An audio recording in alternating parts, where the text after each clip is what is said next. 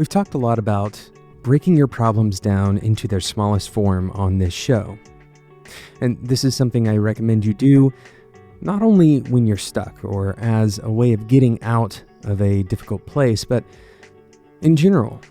This is probably a good plan as a default. In today's episode, we're going to discuss exactly why that is. My name is Jonathan Cottrell. You're listening to Developer Tea, and my goal on this show is to help driven developers like you find clarity, perspective, and purpose in their careers. So what is it about small problems that make them good as a default measure? Why should we always be thinking about our problems in their smallest, most atomic form? I want you to think back to a project, a software project, if you have one in mind, or really any kind of project at all that had a lot of moving pieces, a lot of complexity, maybe a lot of people dynamics involved with the project.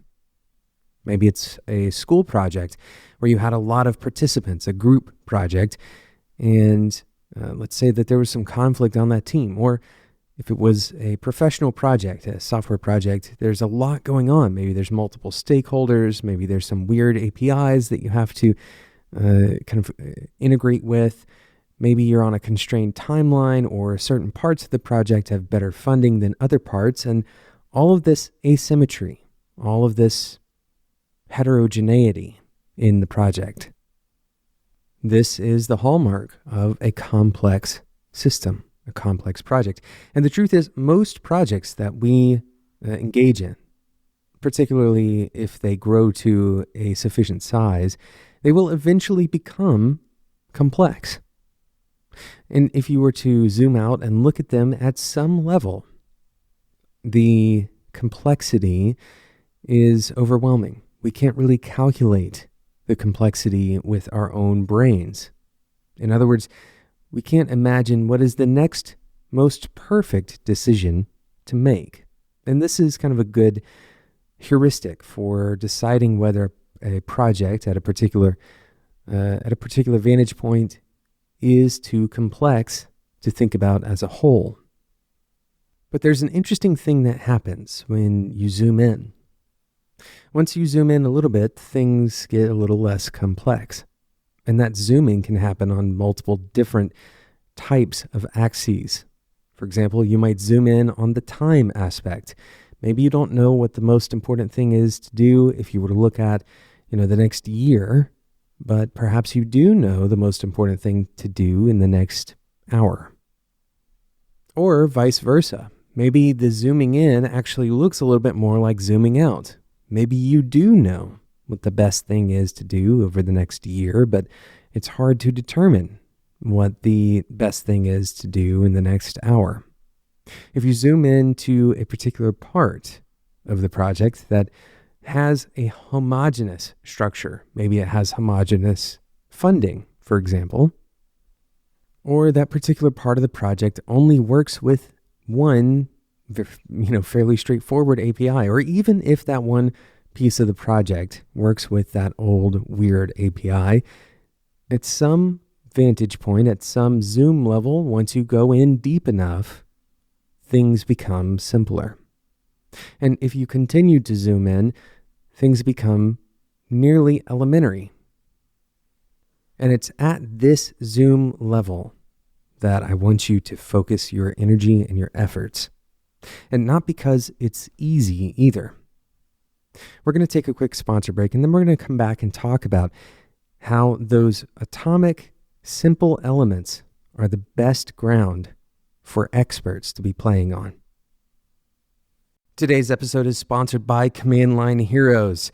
Command Line Heroes is an original podcast from Red Hat about the people who transform technology from the command line up. Command Line Heroes returns for an all-new season today, on July 14th, to explore the job of being a coder.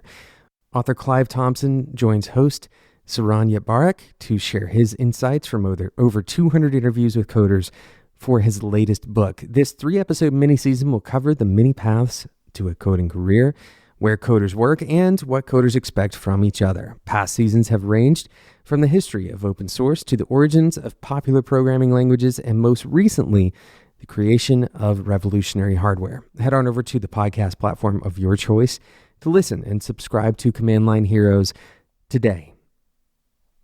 So at some vantage point, at some zoom level, if you want to think about it like that, things become very simple. And when we say simple, we're going to use that same heuristic that we used before, the heuristic of knowing how to make the next step, knowing what the next step would be based on some goal. You might have a goal of making your program more readable, or perhaps it's a simple business goal.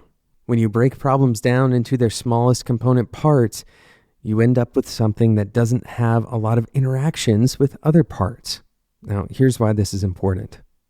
We said before the sponsor break that this is the best place for experts to be. You would think that the reason that you want to make something simpler is because simpler things are easier to do for people who are earlier in their experience levels. But the truth is, this is the best place for experts to work as well.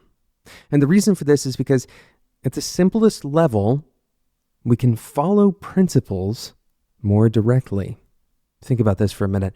At the simplest form of your software, you can follow the principled rules or the best practices that you've learned, whether it's through this podcast or other sources of best practices. It's easier to apply those in really simple scenarios than it is to try to apply them in that very complex scenario. This kind of principled thinking can only happen at this very small level, and most of the time, you can hear conversations about the principled thinking in those more complex environments talked about as only theoretical. The translation to that is, well, we're never going to take a principled approach because things are too complex. It's too hard to apply principles to big, complex problems with lots of interacting parts and pieces, but it's much simpler to apply those principles at the smallest level. If we can think about applying principles at the smallest level and then composing those small levels together and using those best practices for the composing as well.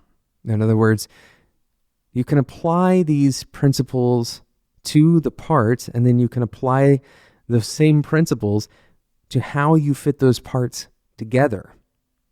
These kinds of problems become much easier to solve, but more importantly, we can actually follow the best practices that we care about following.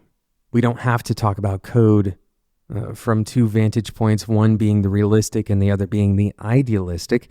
Instead, we can talk about how we can view this problem from the right zoom level so that we can merge those realistic and idealistic goals together. When you hear experts in any field talking about getting back to the basics, this is what they're talking about. Thanks so much for listening to today's episode of Developer Tea. Thank you again to today's sponsor, Command Line Heroes. Go and check it out on whatever podcasting app you're currently using. The new mini season is releasing today.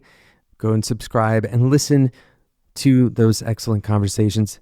And while you're at it, go ahead and subscribe in whatever podcasting app you're currently using to this show. Developer Tea comes out twice a week. We have a lot of episodes in the backlog, and you don't have to listen to every episode. But if there is a topic that you think is relevant to you, the best way to be informed about those episodes is to stay subscribed. Today's episode was produced by Sarah Jackson. My name is Jonathan Cottrell, and until next time, enjoy your tea.